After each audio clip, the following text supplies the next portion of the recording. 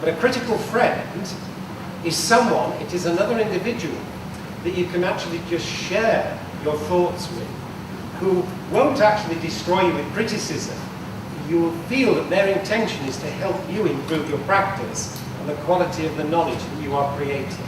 So both the idea of a critical friend, again, that is very important, just a dialogue, conversation, checking your questions and ideas. And then to have a more formal validation group, which you might set up once every 12 weeks or sometimes once or twice a year, but you make sure that you really are bringing your accounts to your validation group, certainly once or twice a year. You know, twice a year would be an absolute minimum. You know, I often do 3 times because it helps me to strengthen the validity of what I'm doing. And you get some superb suggestions from doing it. In Canada, I really like the way Jacqueline DeLong set up her validation group. She was the superintendent who had got a family of schools that she was responsible for. She was making claims about her influence. So she brought together the principals of the schools, and one of those principals was elected as the chair of her validation group. So you had the superintendent who was willing to submit the account, the explanation, to the critical discourse, which was a democratic evaluation. It was the power of the rationality rather than the power of her position, which actually was the dominant force. And that is in her thesis. She describes the workings of her validation group as a superintendent of schools. Is that okay? Just that difference, the critical friend, and for you to establish, which you could do easily, both with critical friends, but also that fundamental use of the validation group to strengthen the validity and rigor of your explanations.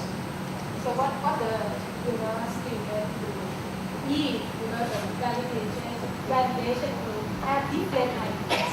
If you have 6 validators and each one have their own idea and what will be different from the student? Yeah. So what the student should do? Well, in my experience, the reason I think that has never happened is that your student, and in the pre-service account, the moral label I'll put up in the pre-service section, the student brings her explanation of her influence in relation to pupils' learning. Okay, so that's what she's bringing. Now, the reason we don't seem to get 6 completely different accounts is that the questions that are being asked are to do with how do I strengthen the comprehensibility of my account? How do I make it more meaningful to the reader? The question, okay, I'm making some claims that certain things are happening. How am I strengthening? How can I strengthen the justification that I'm using? So, if you get a number of different responses to that question, in my experience, each one can be used to strengthen certain aspects of the account. The one about the normative background, it's often the case that you've got in a group people who've got quite different understandings of the cultural and the historical influences at work. Some people may have in understanding the spiritual background, the political, the economic. They can bring in their insights which actually differ. But the person who's offering the account actually listens and sees which interpretations are going to help her or him to strengthen her understanding of the normative and cultural influences. So it isn't a matter that there's a problem with different responses, because you can use those to strengthen your own account. I'll just give you one example, and it's not part of a formal validation. It's when you get reviewers' comments back from the referee journals. You often find that these differ. I once put proposals into ARA.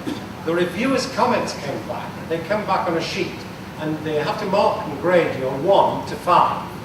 I had one reviewer's comments that were all 1s. I had another reviewer's all 5s. That was the same piece of work. Now, what I've been able to show with my students on validation groups is that you will get difference of interpretation, But you choose in relation to strengthening the validity and rigor of your account and then defend your choice. But the more that you can get in terms of different interpretations, if you like, the greater choice you've got to try to strengthen the validity of your account. So that's, again, a really important point about trying to ensure that you get different interpretations. I often invite on my validation groups people who I know are actually quite hostile to my approach to research, because to have those criticisms is really illuminating in terms of what it is you need to do to strengthen your explanation.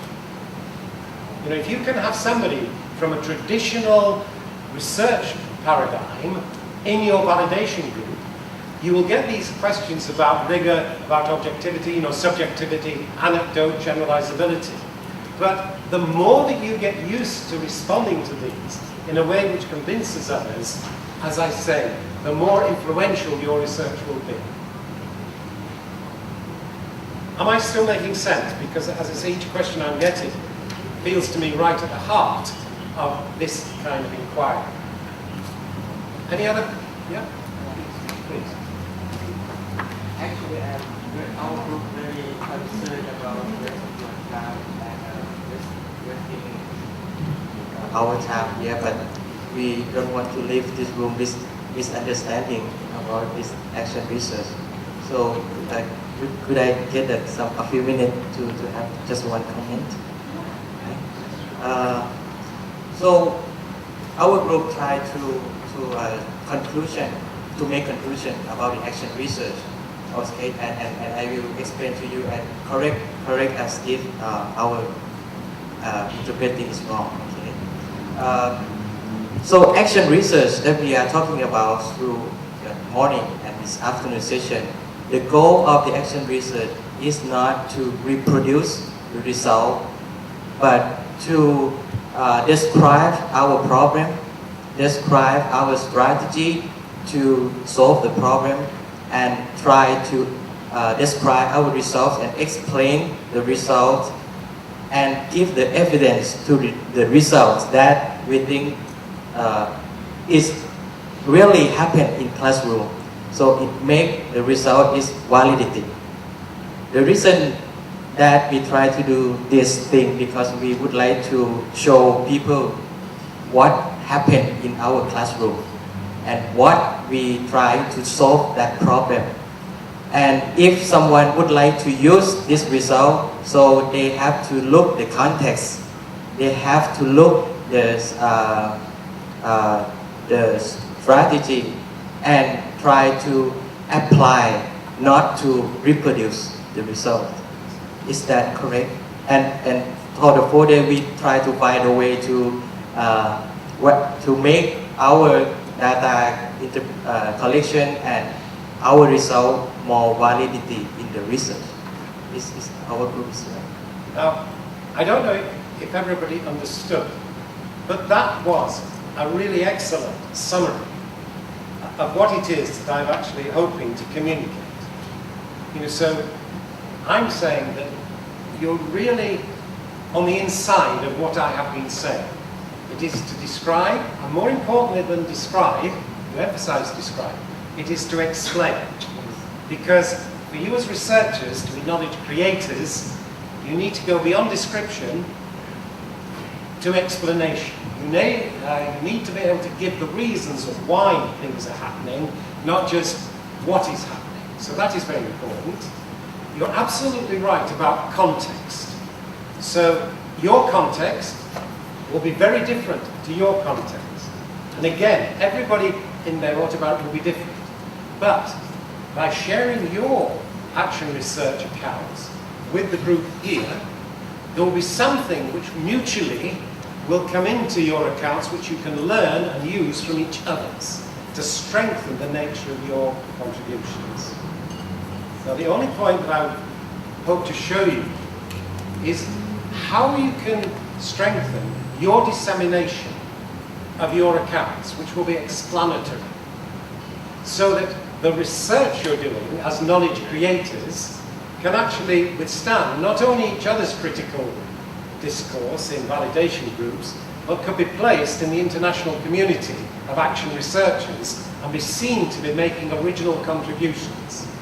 But you've understood that was very clear indeed. Okay? So this make the community of practice is very important for doing the action research. To develop, yes, to develop a community, and this is something I've managed, I think, internationally. I can show you where the forums are working. You can join one, if you like, which is a community of practice where researchers from different parts of the world are communicating with each other and sharing their accounts. But in a way, it's moving further than creating a community of practice. That's important, like the validation group, is to actually see yourselves as the knowledge creators, from which this knowledge of yours is emerging from the community of practice. That you're doing more than create a community of practice. You're actually generating knowledge of how to improve educational influences with students and their learning.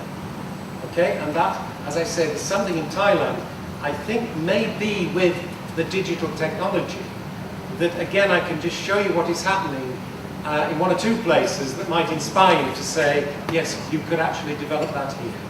But that was very clear indeed. And again, if there's anything else that you're feeling, okay, this is what I want to spend time looking at, then please do. Is there anything else? Do you want? Yeah. I think as a action researcher, we should appreciate disagreement, either within a group or between group. I would like to respond to our friend. If this validation group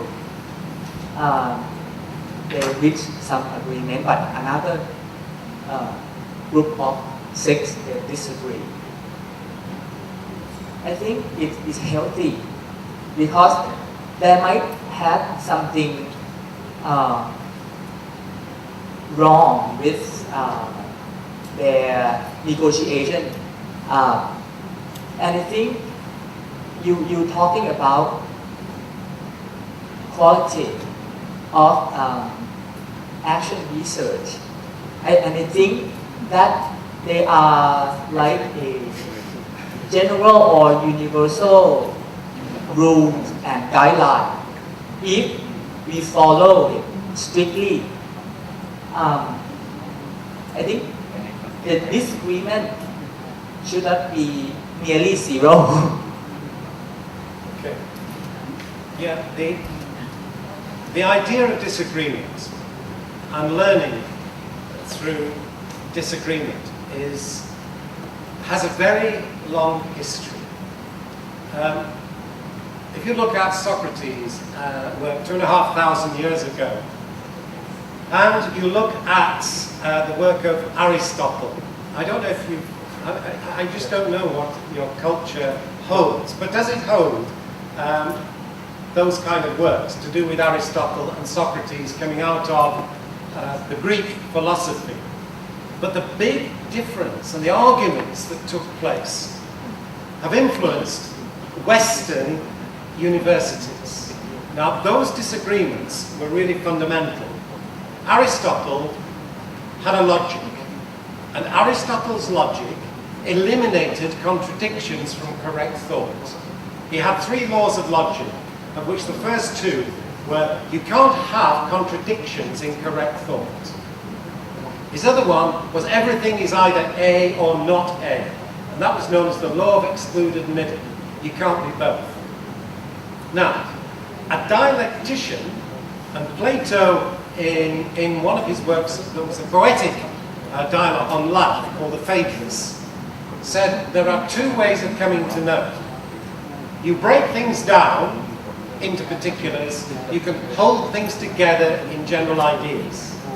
And Plato, with the words of Socrates, said, anybody that can hold both the one and the many together, and that feels like a contradiction, he said, I call a dialectician and I walk as in the path of a god. Now, those disagreements have been for 2,500 years alive and well in the universities in the Western world, there is still people following the Aristotelian logic to eliminate contradictions. You've got somebody like myself who has a history of both the positivist science, which eliminated contradiction, and the dialectics, which actually embraces contradiction as the nucleus of correct thought and practice, and you've got those arguments which are still going on. Right? So we can say, yes, some disagreements can be healthy if they help you to take your inquiry forward. But, and this is a difficulty, we had a theoretician called Thomas Kuhn, who wrote a very famous book called The Structure of Scientific Revolutions. And it was all about different paradigms. And a paradigm is where you've got one set of assumptions, which actually is mutually opposed to another set of assumptions. And Kuhn was saying, well, look, it's very difficult to get conversation going, or even argument, because the assumptions are incompatible. And they had a very famous seminar about 1978 on criticism of the growth of knowledge. These were the foremost philosophers of the day. And one of the men, called Lakatos, made this very important statement which links to what you're saying.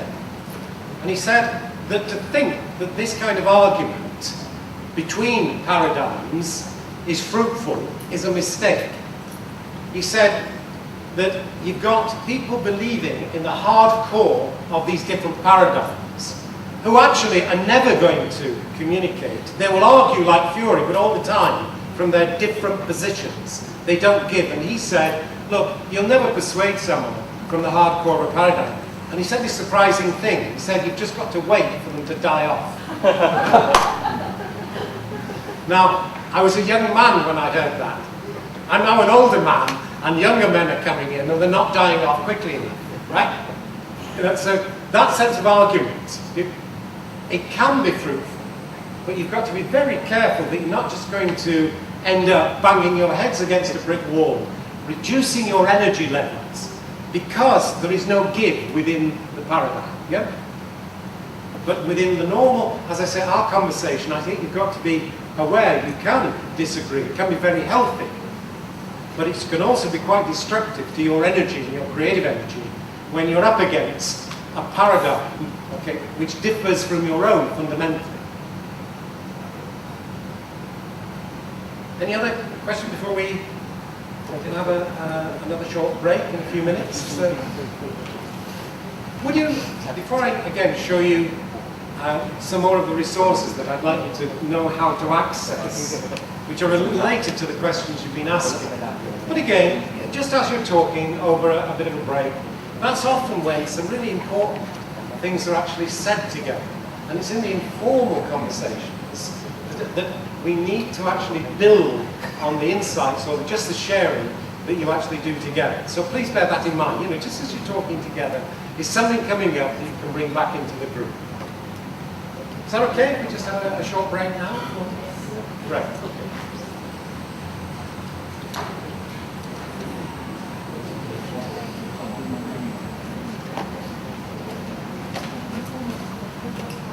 Sonia Hutchinson, who is the executive director of what is called a care network in south west of England. And Sonia went to ARA 4 weeks ago and presented her paper. I videotaped it, and it shows Sonia expressing meanings in her actual body, through her body, that did not come into her paper. Okay, so the video shows very different meanings about this living theory of caring than appeared in her paper that she presented. And what I asked Sonia to do is to put both together. So the video actually comes before the printed text, so we can look at the difference. Now Sonia has just written to me to say, I think I've shared it on Google Docs. Has it worked? I'll try and put it on eJolts too. And I'll show you eJolts. I drew your attention to that Educational Journal of Living Theories.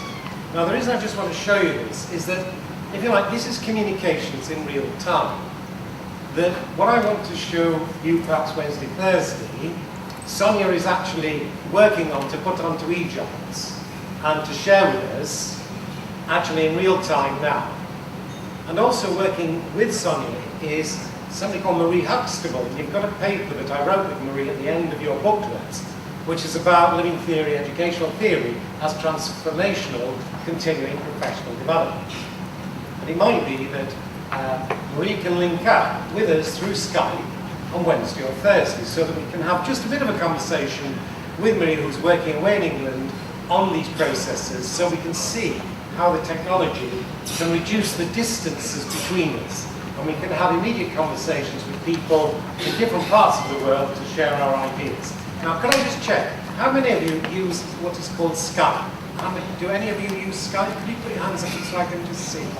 1, 2, 3, 4, 5. About 5, okay. So you'll be familiar with that idea of Skype, but I've got the application that we can use multiple screens, I can record, and then put it on YouTube, which I do, and then integrate within my papers. But I'll bring that up on Thursday, Friday to focus on the use of this multimedia. But I'm going to send this now, so you can actually see in real time. I've written to Marie. I'm going to show the workshop the details of the master's program from Cumbria University, where I've just become a visiting professor. Marie's an honorary research fellow. So you can see the kind of research masters through action research that they offer. But I was just, as I say, that's just come through.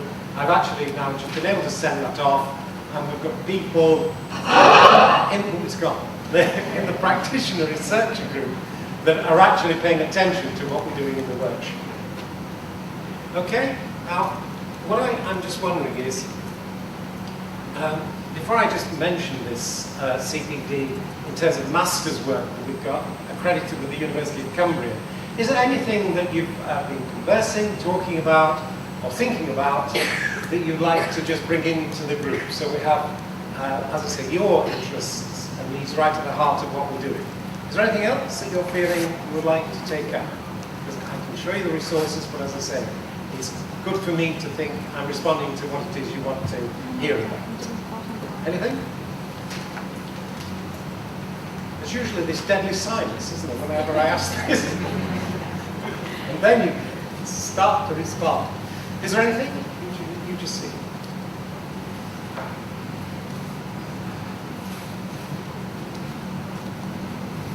No? Sure. Okay. Let me just, it was really nice, just whilst you were having coffee. I'm not very good, as you know, with the, it's just getting the pronunciations of the names, but Poctor, is that? Yeah. Just came up to me as you were having coffee and wanted to get onto my website. And we were able to do it through his computer. And then into the computer work and digital work of Margaret Farrar and Yvonne Grotti in that centre that I mentioned to you earlier. And it's this kind of response that I think you'll find most useful, where you'll be able to get into their work, look at what they're doing in the computer design area with the classroom. So I really like that in terms of being able to access something that was a direct use. But I want to make sure that you all get this awareness of how to access it. Because I see now that quite a large number of you have actually got your machines open, and you could actually just be seeing if you can actually access these resources. I'll just mention this one here on the screen. This is a Home Masters at the University of Cumbria. I'll show you how to access it, but it's just that developing research as CPD accredited at master's level, and it's a critical inquiry, an optional module planning inquiry, dissertation, with optional modules about individual study, action research, and the continuing professional development portfolio. But the details of all these, they are on my webpage in this What's New section, and you can actually access these here. So it's this developing an international action research, continuing professional development project. It's there. A number of people want to work on the living theory research at master's level. All the details are there. And it would be just to compare with the kind of master's programs that you've got going in your university. Here is one which is completely focused on action research, right through the modules and also the dissertation. But it was just to make sure that, as I say, you've got your computers open, you're in my action research homepage, we got that working, into the What's New section, down to that section about the CPD. So you go right down until you get to the CPD about developing an international action research, CPD. Yeah, sure. Yes, you need it. Just check that that is the one for you, because I think that's. Or is that no? I think this one's yours. I think that one might be. I think. Yeah. Yeah, that one's mine. Okay. Yeah. Okay. That's good. Yeah, that's great. So that one there, developing an international action research CPD project. This is one that, if you like these ideas, we could actually share. So coming out of your universities, with your action research, we can actually share these with what is coming out. For example, in this case, the University of Cumbria. Okay? Well, that's from the What's New section of this homepage. Now, when you've got time just to browse through these resources, there are a few things I would like you, if at some point you could browse through. Because when Professor Van Tiepel introduced me, she said that I've been giving talks in different countries. And each time I try to put what I've been saying on the web for other people to access. And there are just one or two that as I say, I'm really pleased with. In the What's New section, you'll see that I've got something I did last Monday, so it was a week ago, at Edge Hill University, it's here, where they asked me to be a visiting professor and just talk to them about action research and living theory. And 3 years ago, they asked me if I would give the keynote at their 125th anniversary as a teacher education college. They're now a university. And this one here is what I actually did last Monday, but it contains, if you click on it, it's got a video of my introduction, and there's a very nice introduction to my own work by this professor called Tim Kay. But here, if you click on this, this is where I give the 125th anniversary keynote. And that just summarised in 2010 where my own research had got to, and I was explaining the significance for Edge Hill University. You go further on down here, and you've got here the inaugural conference. This was about 3 weeks ago at San Francisco. This was the inaugural conference of the Action Research Network of the Americas. And this is the workshop where I was explaining what I saw as the significance of the ideas we've described today for both North and South America, because in South America this is rather new.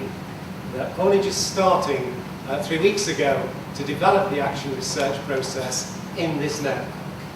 And this is where, as I said, in San Francisco, looking at the significance. You'll see there presentations to ARA. These are from Canada, and myself. I supervised Jackie DeLong's doctorate. But this just shows you, if you like, where some of these ideas have got to. This one I gave in January in Greece, in Thessalonica, because there is an interest in action research in Greece. They've got a long history of being influenced by that Aristotelian view that I told you about. And they find it quite difficult to move from the transmission mode to the inquiry mode. If you go to a conference, an academic conference in Greece, it's not unusual for the lecturer to talk at the audience from a paper. They will simply read their paper very quickly at the audience. Okay? There is no inquiry, no participation, and I've tried to show how in this presentation you can break people down into groups, you can get conversations going. Now, the one that I would like just to show you, which might appeal to you, because you will know, I think, the work of Nelson Mandela. Yes, because I think Nelson Mandela is one of the global figures in the world because of the way he spent 27 years in prison to fight against apartheid in South Africa. And in 1994 he became the first president of the new South Africa. Now, I was very pleased to be asked to give the inaugural Nelson Mandela lecture in South Africa at Durban University. And if you go into the Jack Whitehead's writing section here, you can actually go down and you can have a look at some of the things that I've been actually working on in relation to my own presentations, publications. But if you come to this one about the Mandela Day lecture in 2011, that is one that really pleased me because I was able to pay homage to the values of Nelson Mandela. And just as I've said about your history with that wonderful influence of Buddhism, Nelson Mandela has this view of what is called in Africa Ubuntu. And I think as Buddhists you will recognize, I'll play you this possibly tomorrow or Wednesday. It's only a brief clip of Nelson Mandela talking about the values of Ubuntu, which in English translates to I am because we are. So it is a relational quality that values the other and is full of hospitality and tolerance and goodwill towards the other, which he lived throughout that 27 years of captivity. But it was just, this was one lecture I was very pleased to give in South Africa because I could pay homage to those values of Nelson Mandela. But I just wanted to show you how you could access some of these conversations, these keynotes in different countries, but bring your own unique contribution from your own history and culture into the discourse, into the debate, because just at the moment, all of this, if you like, is coming one way. We treat this as an electronic portal. All of these are being offered as gifts to you. With the machines, it's all around us, this. With the right machines, you can just access the flow through this space, and you can access these gifts. They're coming from, as I say, Australia, Tasmania, Canada, some from Europe. I've got a lovely one I'll play you tomorrow from Croatia. So I have 11-year-old pupils actually developing their action research. What I'd love to happen is for everybody here to actually start to make it come the other way as well. So your knowledge from your contexts as educators, influenced uniquely by your culture and values, are being communicated as gifts to the rest of the world the other way. I hope I'm making sense then, because it's very important to me that if I have any influence with you, that you'll feel stimulated to start to share your knowledge as being really significant. Because if you think of Thai culture and what it has to bring as values of community into the world as a whole, then you'll see why I think it is so important that it starts to come globally the other way. So it's not only coming from all over the world here, but your action research, your accounts are flowing this way. Okay, so again, let me just pause there. I want to go through the action reflection planner that we've got, focus a little more on that. I want to just, I might find this a little disturbing because I want to make sure that you started to share with someone who you literally don't know.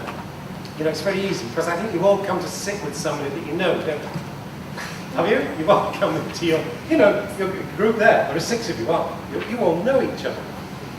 There are groups here that you've never met, yeah? So what I want to do is to make sure that you've had just 10 to 15 minutes in a moment, just talking with someone who you do not know, but I want you to start the conversation about what Your Majesty would share some of that with another person, because the communities of practice will only grow through extending your relationships. So can I just, again, just check with you, are there any other things that you want that I've been showing you or you feel you'd like more of, that before I actually start, just to ask you to move around and just to share this action plan process so you can actually share with others what it is you want to make better, how you think you might do it, but in particular to share with someone else your reasons why. Why are you so passionate, if you like, about what you are doing? Is there anything else before we move on to that? Or just say if there is, yeah? Are you sure? It's okay. Right, what I'd like you to do now is this. you are familiar with, because you've had that time to discuss, you know, most of you are sitting with people you know.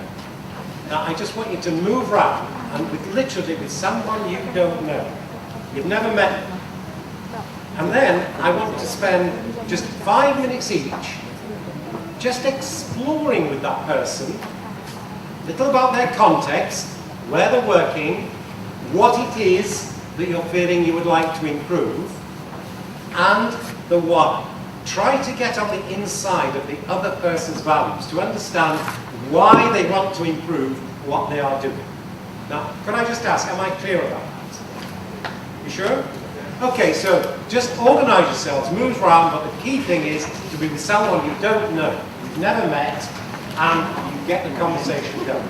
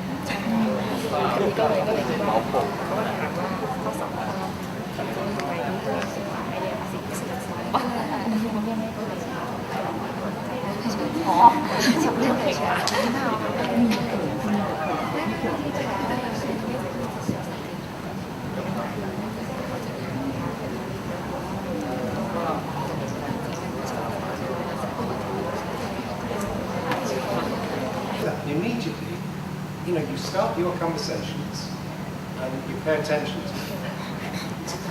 I've never had such control in a room before, ever. And let me just say one other thing I noticed. It's not exactly unique to my experience now in Thailand, but if you look around the room, I doubt very much you'll notice until I point this out. But you've all grouped together. There's only one pair. Now, if you remember what I asked you to do, was to find someone, one other person that you didn't know, yeah?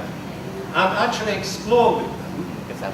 Yep. Now, I've been watching carefully, and you obviously feel comfortable in being together in groups.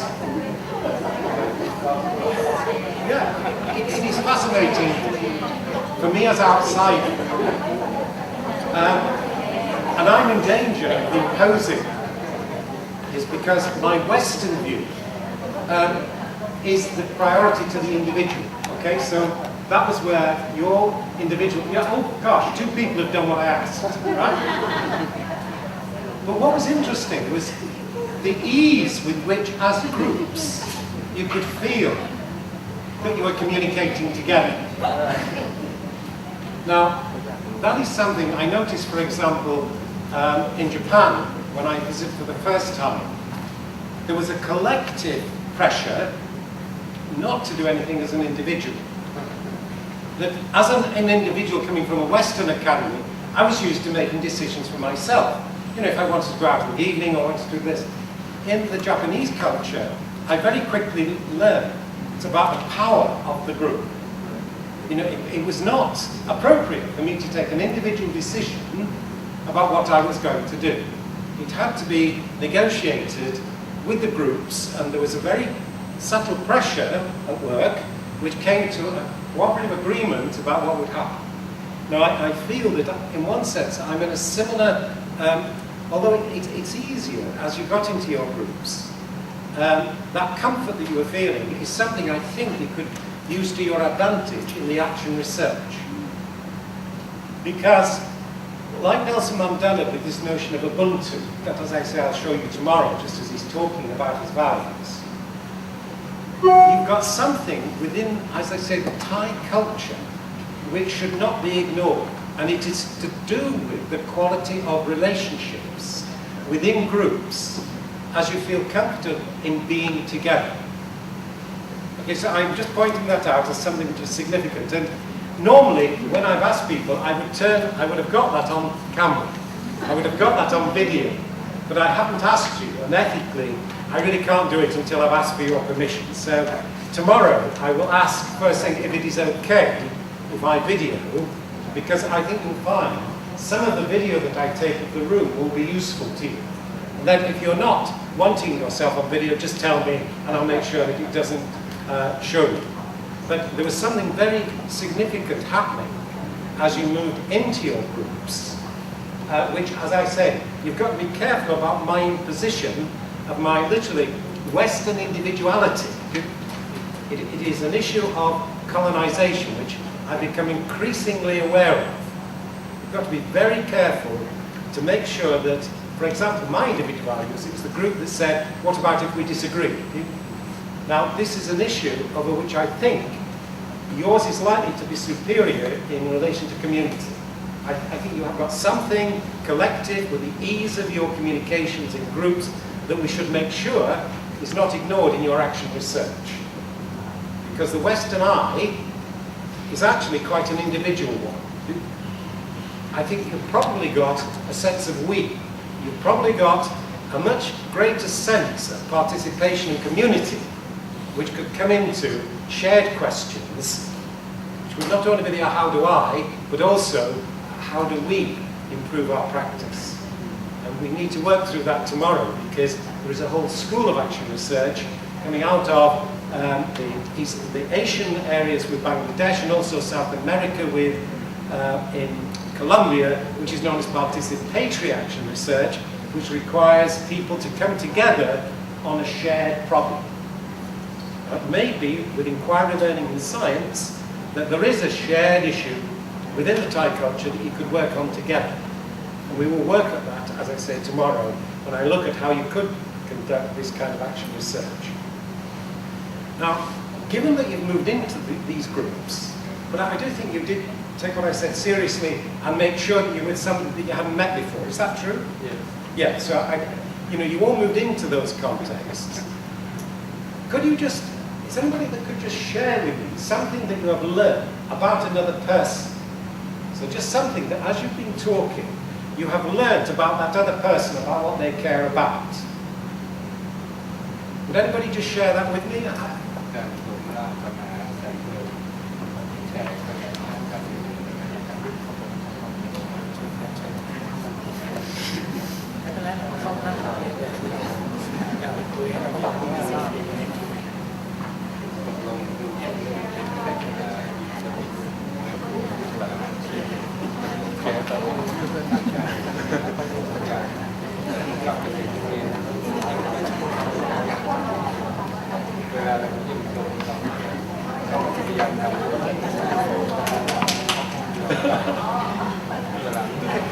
Just before you speak, can I ask what is going on at the moment? Because something is going on. What are you checking with each other? There's something that you're doing in relation to what I was asking. Okay, so could somebody explain what are you doing? We were still discussing. We're not done yet. So we sort of. Okay, well, that's great. Yeah, that's good. Talk about it. That's great. So we're deciding if you want us to tell you now, Yeah. if you're not finished yet. Okay, that's really good. Okay, So- a couple more minutes. We should have for Good. Is that the same here? Oh, you're obviously talking. Yeah?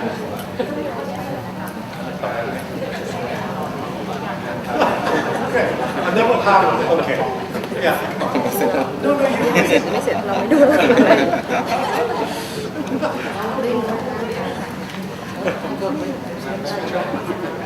Looked like I won the lottery. So they voted for me to present, and now I have the liberty to present whatever I want. Good. Because whoever has the microphone has the power.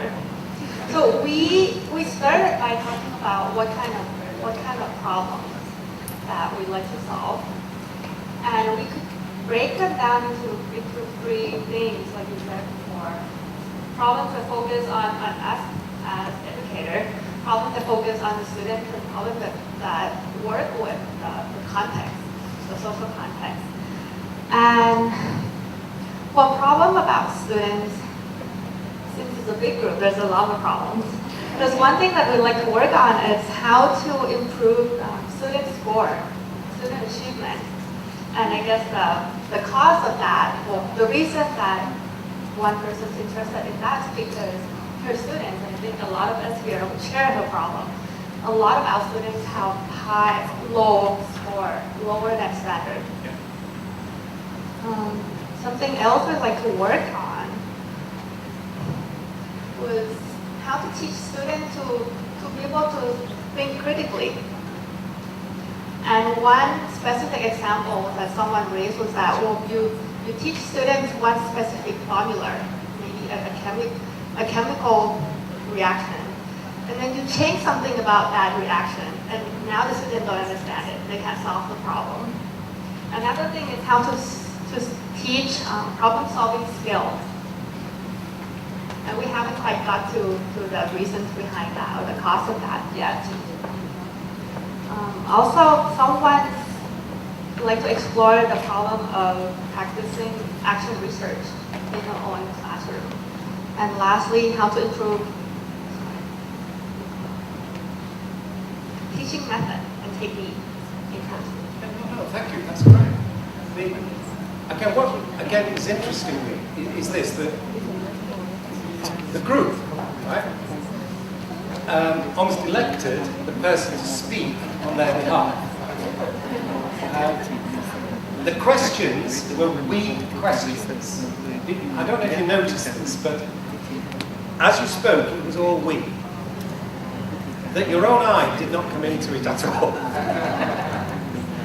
This is really interesting for somebody like myself, who has practiced a living theory approach that requires you to take an individual responsibility, as well as working together, like with we questions, but to make sure that your own I questions actually are taken seriously.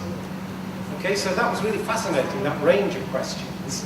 And I hope that I'll show you how, for example, these 10 or 11-year-olds in the classroom in Croatia were brought to develop their action research themselves with the teacher. And it's in English subtitles, so I hope you can actually follow it. But again, I'll show you, it's only a brief 5-minute clip to show you how the teacher has worked with these 10-year-olds to get them actually doing action research in the classroom. But again, don't allow me to impose. This is, you really must resist if you're feeling that my emphasis on your own individual integrity and responsibility is working against a sense of the Thai culture where the collaborative, the collective, is very, very important. So, as you were elected, you came to speak, and you did on behalf of the group, the we questions, okay? Now, this is something you might actually find a strength in your action research. This is something we need, literally, in the world, to learn how to work collaboratively. How do we cooperate? And you just showed it beautifully. You really do. Now, to research that process and to demonstrate how you're doing it would be highly significant. That would be a highly original contribution to show how you are developing this kind of cooperative learning. You actually did it democratically, you elected your representative, who then actually came and you were nodding as your representative talked about your own individual interests. So that's really powerful. Any others? Because there was somebody there, I think. Would you like to come and just share? Thanks.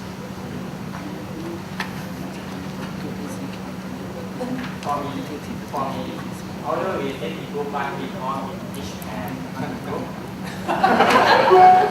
Did you know that? So I talk with the lead person that always be pair.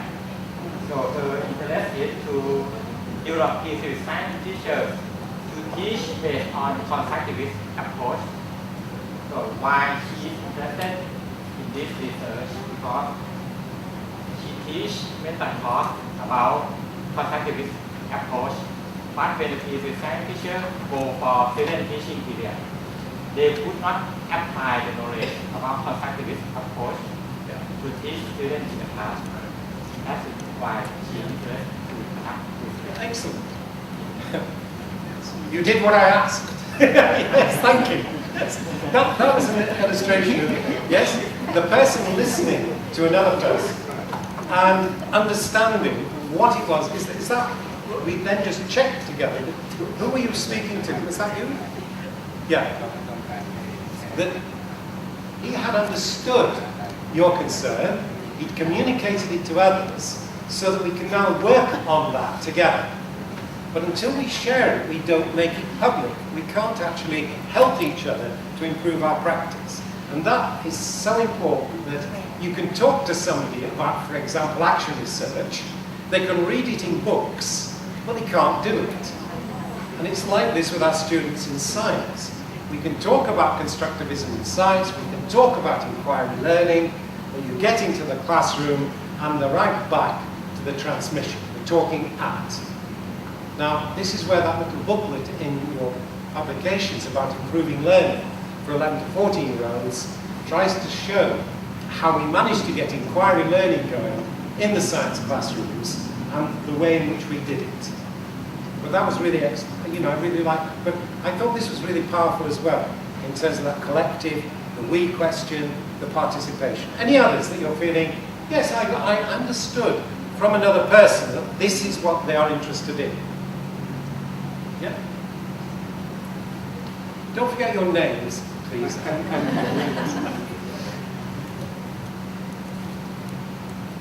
Just bang. Hello. Yeah, that's good. Hello, I'm Anjira Siddhisak from Thaksin University. We work in a pair and in a group. Both methods. So first of all, for the first question, in our group, we can collect into 3 topics. First, we would like to improve about student learning, because we think now our students know just the content of the subject, not the knowledge. So we would like to transfer the basic knowledge, the basic content, and to knowledge in order they to try to apply the knowledge in order to apply with the real world situation.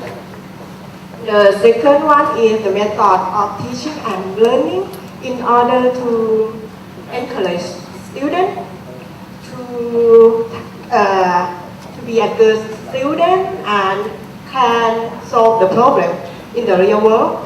And the third one is related with the old knowledge, because in the school they have a problem with the students have the old knowledge, and when we teach the new knowledge they cannot connect it together, so we try to transfer and try to find the relationship between the old knowledge and the new knowledge. Thank you. That clear? Found those 3, yeah? So, again, there we have the individual, yeah, the group, and here we have both, you know. Very good. And we have the 3 issues there, which were really very clear indeed. Now, is there anything else from over here? Do you have anything else that you would like to share? Do you get that sense that you have learned something significant from another person or group? Yeah? Your voice may carry. Because Mr. Zhu and Yuta. I got a problem from the way of he teach computer science, person has to be computer educated, and we cannot do this because those computer science person have a difficulty to learn how to teach computer people. Yeah. And this is problem. Yes. And Yes. Yes. we have to solve this problem. And this why we try to add action. Yeah. Now, there is a really lovely illustration of an action research that you could all take seriously. You know, because I don't know how many of you know, as I say, each other. But would you just say just your name and the university, and then I can just check who knows you. And would you mind?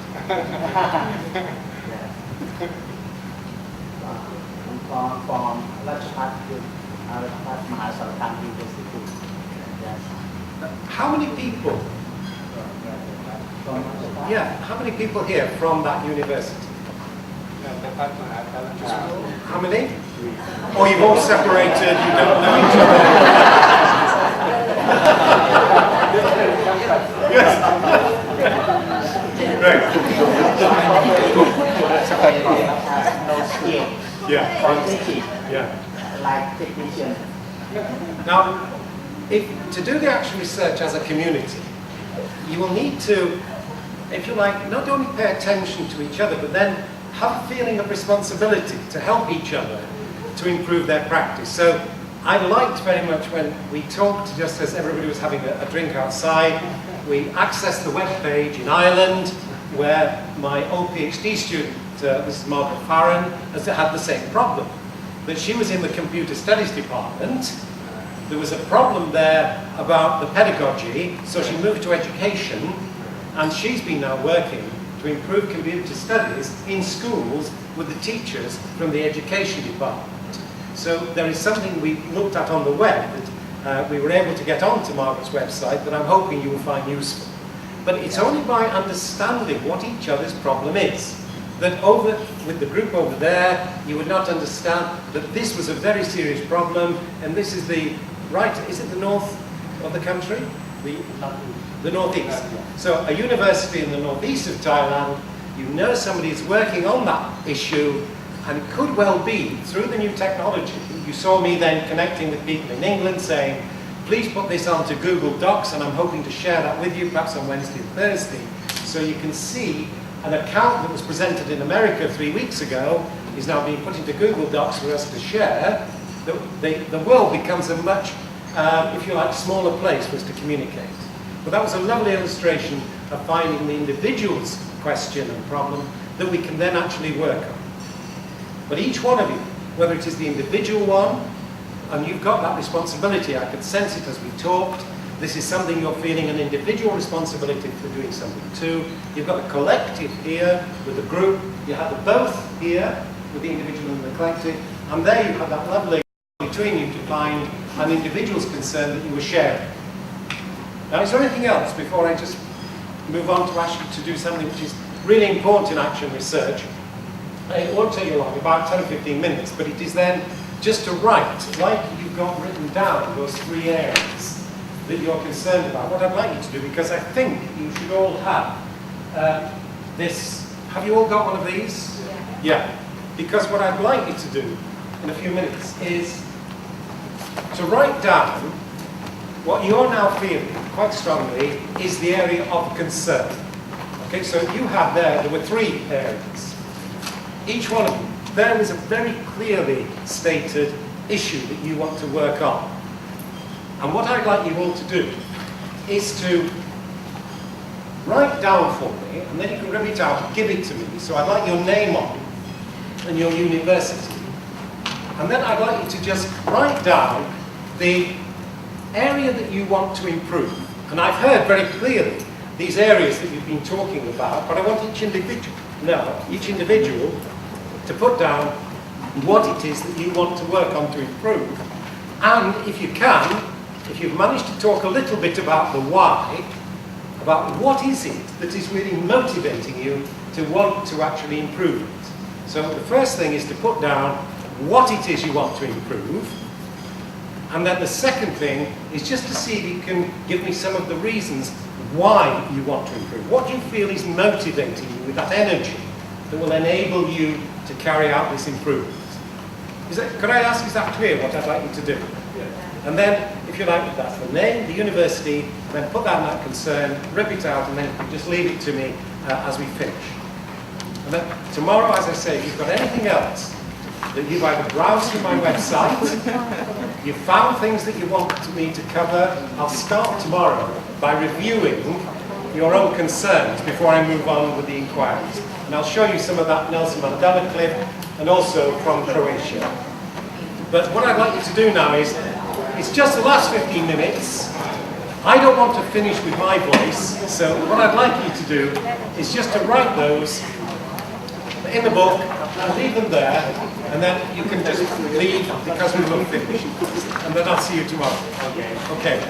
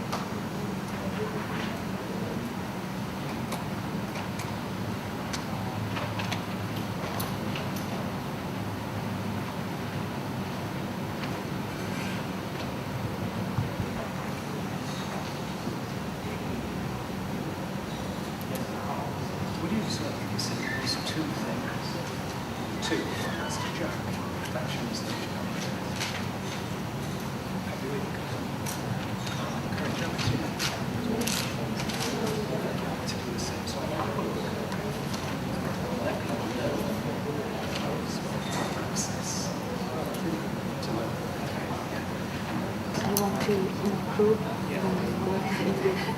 you feel okay, I will answer. Yeah, is that okay? So you can help me to understand what he wants to improve. What is your name? What is your name? พวกนี้มันจบมาจริงๆมันไม่รู้เรื่องอะไรเลยแล้วตอนนี้ที่เราที่นี่จะไม่เกี่ยวกับท่านมีส่วนได้คือตอนนี้หมายถึงว่าเราเนี่ยจะทำให้ท่านมีส่วนมากกว่าเราหมายถึง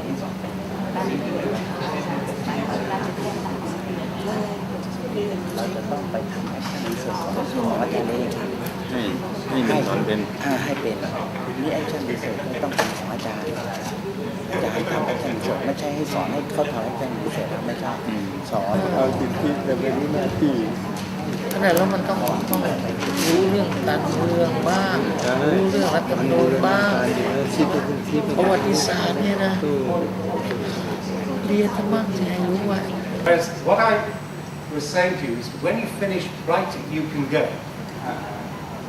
Yeah, so when you've actually done it, you've handed your points in, you may stay and just talk with each other. But when you're ready, please go, and I look forward to seeing you tomorrow. Okay.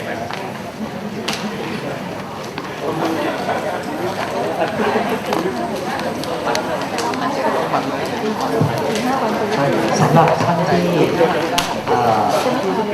พักอยู่ที่นี่นะครับแล้วก็หรือไม่พักอยู่ที่นี่ก็แล้วแต่นะครับเรามีอาหารเย็นนะครับสำหรับท่านที่ประสงค์